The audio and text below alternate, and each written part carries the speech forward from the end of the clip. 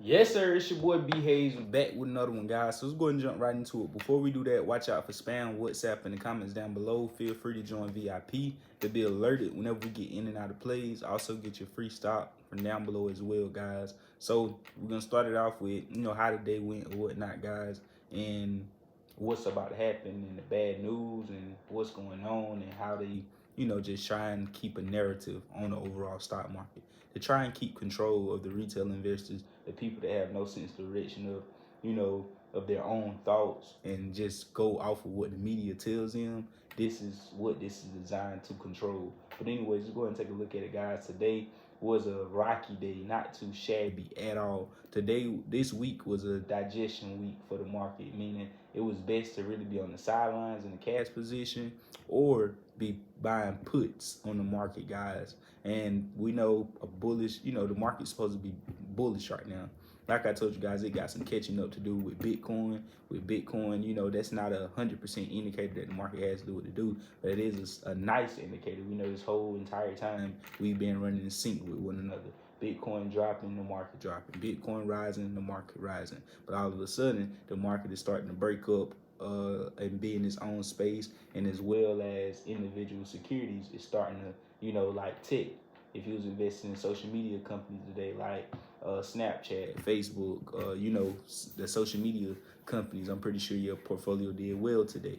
And if you was investing in other assets, more as of EV or marijuana or different, your portfolio was looking a little bit shabby, and certain individual penny stocks were even up. So the market is kind of splitting up, messing with, trying to confuse people, messing with a lot of different psychological points that going into the market. We also know last week millions of retail investors made hundreds of thousands. Some people made millions of dollars. Some people made, five figures. A lot of people made a lot of money on last week. And the market, majority of the market, retail investors are going long. So they can do everything in their power to try and get that back, guys. Also, we know we got a lot that we know that's going on and whatnot. But if we take a look, we know a heavy hitter, Netflix, reporting earnings after the close. We know that they is projected to do some good numbers, guys. As right here we see Netflix streaming giant said it added 7.7 million new customers in the final quarter of last year. We know Netflix is doing some cracking down on the sharing of passwords, which in return those people are still going to want Netflix, so they'll go and buy the subscription and give Netflix more customers, which equals more revenue and more profits on the back end. So it brings their total subscriptions to a count of 230.8 million globally. That's insane. That's big, guys. But as we know, they definitely is going to also put a direction on the market as well. But as we know, the market is splitting up, so they is not going to just take the market with them like it would do just a month or so ago, weeks ago, when everything was running in sync. So, anyways, guys, as you know, today was a bit shabby. We had called out Tesla. Tesla would have been a banger play today. It had a gap fill all the way up to around 135, 140 if we would have got that push that we was expecting on this morning. And instead, we got a crazy little spike to the downside.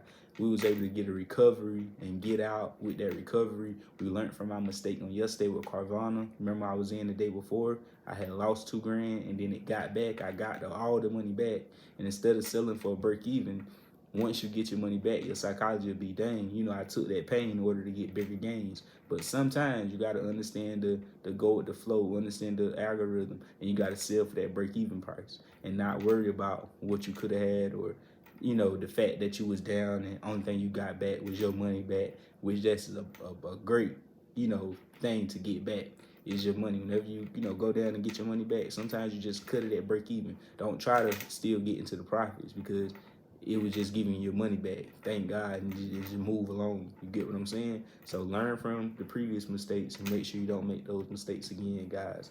So you already know. And also, like I told you guys, the feds, the government, they love to put a narrative on this stuff. So we know inflation is cooling off. We could tell by the housing market, the used car market, the gas prices, it have came down. And whenever inflation cools down, it's no reason for the feds to be very aggressive with tightening balance sheets and being aggressive with hiking interest rates. There's no need for that. But they would still say, oh, inflate, they'll try to put you in fears of a recession, which we're already in a recession. They just use that as another strategy to put more fear out there, which we're already currently in one. And if we take a look at this right here, guys, it said bad news for the economy is now bad news for Wall Street. The market is bracing for a perfect storm of bad news. The impending debt ceiling drama in Washington. United States hits its borrowing cap on Thursday, forcing the Treasury Department to start taking extraordinary measures to keep the government open. If an agreement isn't reached, markets could plunge like they did the last time this happened in 2011. And the United States risks having its credit rating downgraded again. So, guys, the market could plunge. That's what they say, right? As we already know, another narrative. I told you guys to already be prepared. We should have seen more bullishness than we had seen on last week. That was a drop in the bucket, what the market's supposed to do, especially with Bitcoin already pushing up to the 18K is what we did in last week. But by Bitcoin pushing up to about 22,000, the market was due for another major little spike.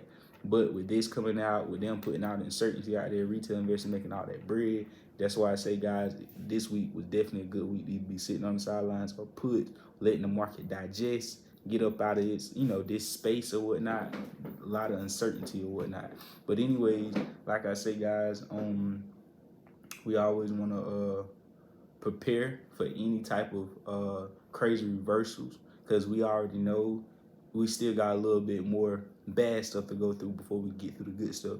What we did, the week we had last week and all that, that's just pivot moments where we come out, make a lot of money, and be able to survive through the downturns whenever the market does decide to turn back around. And it's going to be very what's the word for it? It's going to be very iffy, buying puts for the market. You got to do it at the right time, guys. You got to be careful. You got to be safe, because it's going to be very, very iffy doing that whenever the market is in a pivot point like it is now. Like, the market should be pushing up right now. Even though the push up may not sustain itself and hold, it should be pushing up with Bitcoin right now. And with that being said, if you buy puts right now and then it decides to make that next push before coming back down, you could be in trouble. So it's all about timing, guys. Options, you definitely want to be careful, but it's nothing to be scared of at all. Only time it's scary is whenever you try and do what I did, even breaking my rules sometimes. That's, putting in $5,000, $10,000 in order to see 5-figure returns within a day, $20,000, $30,000. And it just slow your horses, slow down, aim small, miss small, guys. And, that's the key to it. And going after the best quality setups, best opportunities. If two things ain't lining up, you shouldn't be making a trade, no way, guys. And you really want more than two things lining up. You want the volume lining up. You want your strategy identified, whether it's a dip buy, it's a breakout, first green day.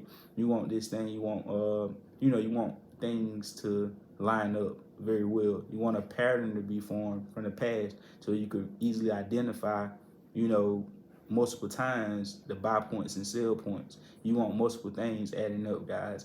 Then that identifying helps you understand whether the trade is a good trade to be making or not. So you already know what to do, guys. Agent Boy on Instagram at the BA Show. AMC was weird today. The market was weird today. Like, you already know, guys. You already know what to do. But like I tell you guys, with time, we'll understand how to be better with days like this, and we'll just chill and not trade as much or whatnot on days like this, guys, unless we buying puts. So you already know what to do. I love you. Follow me on Instagram at the BA Show. Get in VIP. I love y'all. We out, and God bless you. We come.